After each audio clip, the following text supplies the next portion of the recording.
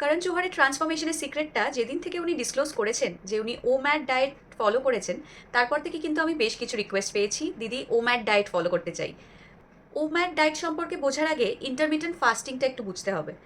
আর আমি আপনাদের জন্য তাই নিয়ে এসেছি ইন্টারমিটেন্ট ফাস্টিংয়ের বেশ কিছু সিরিজ, যেটা আজ থেকে শুরু হচ্ছে এবং এই জুলাই মাসে ইচ্ছা আছে আপনাদের কাছে আরও ইন্টারমিটেন্ট ফাস্টিং সম্বন্ধে নতুন কিছু তথ্য তুলে ধরবো। তাই আমার পেজটা ফলো করতে ভুলবেন না আরও এই ধরনের ভিডিও দেখার জন্য। ইন্টারমিটেন্ট ফাস্টিংয়ের চল হয়েছে বলেই এটা ফলো করে ফেললাম তা কিন্তু নয়, বিষয়টা সম্বন্ধে ভালোভাবে আগে জেনে নিন।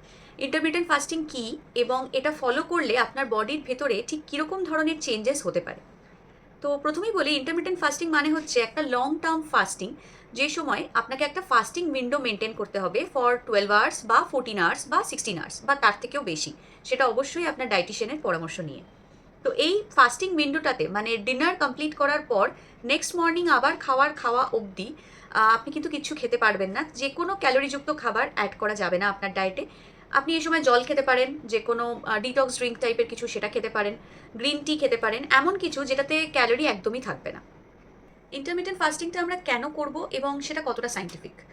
ইন্টারমিটেন্ট ফাস্টিং ফলো করার ফলে শরীরে 3 রকমের চেঞ্জেস আপনি নোটিস করতে পারবেন, যেটা একটা ইন্টারনাল মেকানিজম, যেটা বাইরে থেকে হয়তো বোঝা না গেলেও এটার একটা লং টার্ম ইফেক্ট আপনি আস্তে আস্তে বুঝতে পারবেন।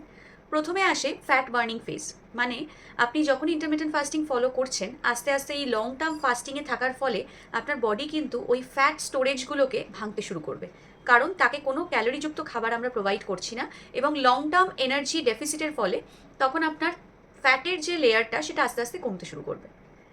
সেকেন্ড হচ্ছে অটোফেজি। অটোফেজি মানে বডি তার নিজস্ব টক্সিনযুক্ত সেলগুলোকে রিমুভ করতে থাকে বডি থেকে, এর ফলে ডিটক্সিফিকেশন প্রসেসটা আরও ফাস্টার হয়।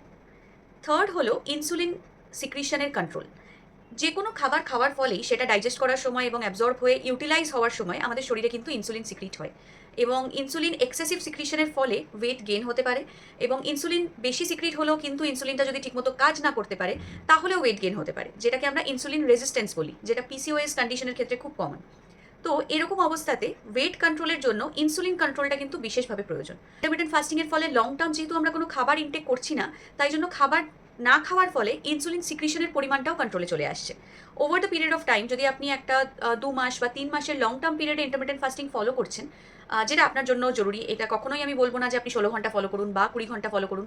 তো হতে পারে একদম বিগিনার্স লেভেল, যেটা 12 ঘন্টা, বেসিক 12 ঘন্টার একটা ফাস্টিং আপনি মেনটেন করছেন, সেটাও কিন্তু যথেষ্ট বিজ্ঞানসম্মত। তো সেটা করলেও আপনার ইনসুলিন সিক্রিশনের কিন্তু একটা কন্ট্রোল আসবে, যেটা আলটিমেটলি আপনাকে ওয়েট ম্যানেজমেন্টে হেল্প করবে। এর পরের প্রশ্নটা আসে যে ইন্টারমিটেন্ট ফাস্টিং কি সবাই করতে পারে? না, ইন্টারমিটেন্ট ফাস্টিং সবাই করতে পারবে না এবং এর পরের ভিডিওটাতে আপনাদের আমি সেটাই জানাবো যে কাদের জন্য এটা একদমই সেফ নয়।